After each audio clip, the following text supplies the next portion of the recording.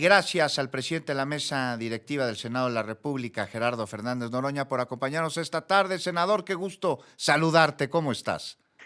¿Cómo estás, Juan Becerra Costa? Buenas tardes a tu auditorio. Pues todo bien y muy contento de poder conversar contigo, senador. Muchos temas. Ya la reforma al Poder Judicial, como me había señalado en estos micrófonos, es un hecho, ha sido publicada en el Diario Oficial de la Federación, pero la discusión no concluye aún, senador. Vendrán las leyes secundarias.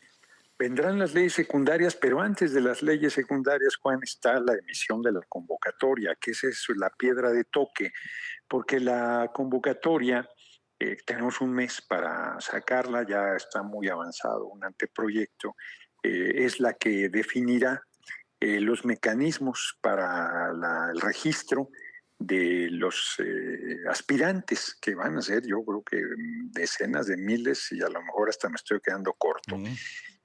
Cada poder de la República, el legislativo, el ejecutivo y el judicial, podremos hacer propuestas. Y fíjate, contrario a la crítica que han hecho, el Poder Judicial tiene doble posibilidad de proponer, porque todas las personas juzgadoras que decidan ir a la elección tienen pase directo.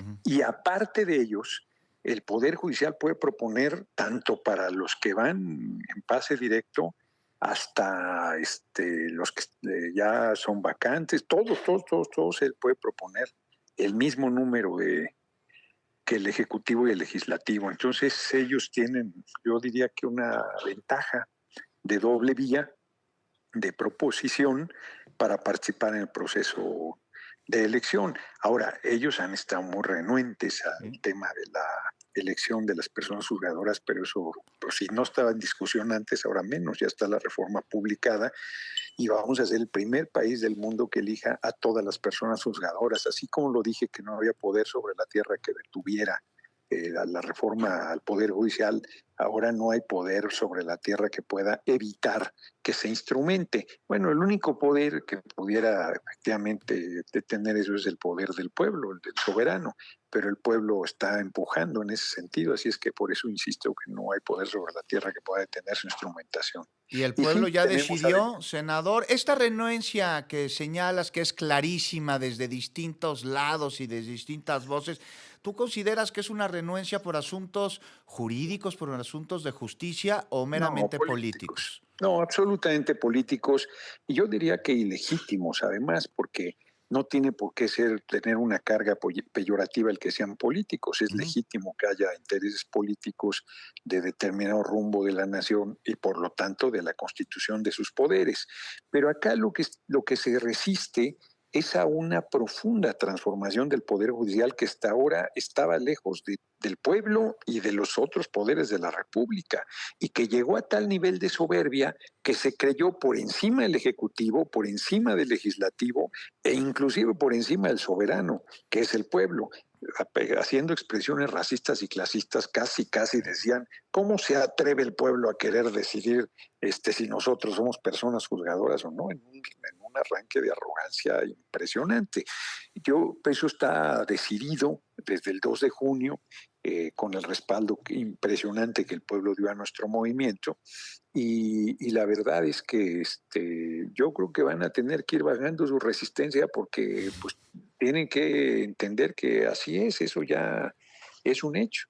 Pero a veces parece que hay quien no entiende, que nada más no entiende, porque escuchando lo que dijo de manera agorera y me parece que hasta fantasiosa el expresidente Ernesto Zedillo, pues acusaba un peligro a la democracia a través de la elección de jueces por parte del pueblo en una elección. Bueno, Pues qué más democrático que esto, ¿no? eso se llama democracia, pero se necesita desvergüenza y caradura para que quien fue presidente de la República y en un mes corrió a Ujú. 26 ministros de la Corte para poner 11 a dedo, sin ninguna discusión, sin ningún debate, sin ningún respaldo popular, sin absolutamente nada, por su puritita voluntad.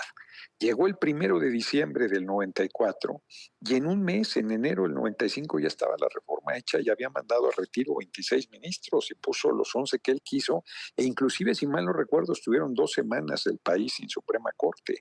Y él que venga a hablarnos de autoritarismo, que además el tipo que privatizó los ferrocarriles, diciendo que iban a ser los más modernos del mundo, eran tan modernos que eran invisibles, el ferrocarril de pasajeros, y que tuvo la desvergüenza, dice, de funcionario de Kansas City Railroad, que fue la empresa que él benefició después de la privatización, y que es el responsable de la matanza de Acteal y de Aguas Blancas, que es el responsable de la privatización del ahorro de los trabajadores, con la privatización de las pensiones, con las cuentas individuales, que es el responsable de hacer pública una deuda privada de los bancos en una crisis monstruosa económica que generó su gobierno a los primeros días de su mandato, al dar a conocer que venía una devaluación, y entonces generó una salida de capitales y una monstruosidad con la cartera vencida, que fue todo el sexenio esa lucha de deudores de la banca a lo largo y ancho del país, el famoso Barzón, y que hizo que 532 mil millones de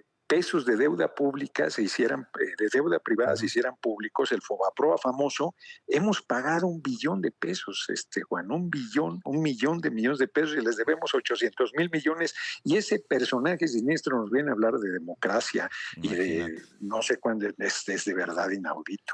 Y esa deuda la seguirán pagando nuestros nietos y hasta nuestros bisnietos, esa deuda privada que convirtieron en deuda pública para rescatar a muchos de los que se compraron empresas que eran del Estado en el sexenio de su antecesor, de Carlos Salinas de Gortari. Pero el tiempo como que le falló, ¿no, senador? Porque lleva más de 7 meses discutiéndose la reforma al Poder Judicial, hubo foros, se discutió en el Legislativo, y una vez que ya está aprobada por el Congreso de la Unión, por los congresos estatales, pues ya sale a hablar. Si estaba tan preocupado, ¿por qué no la leyó antes? Uno se pregunta por qué hasta ahorita habló. Parece hay un nado sincronizado, ¿no?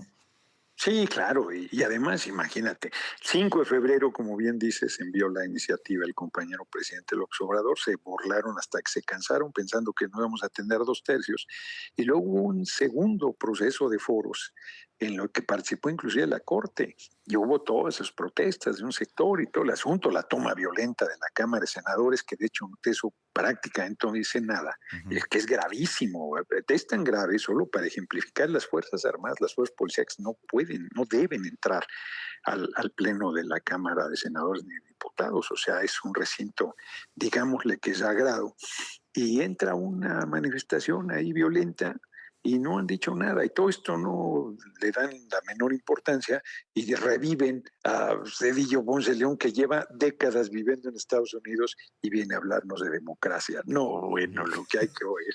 Decía ayer Pedro Miguel en estos micrófonos que era como Santana, el salvador de la patria, obvio en tono de burla.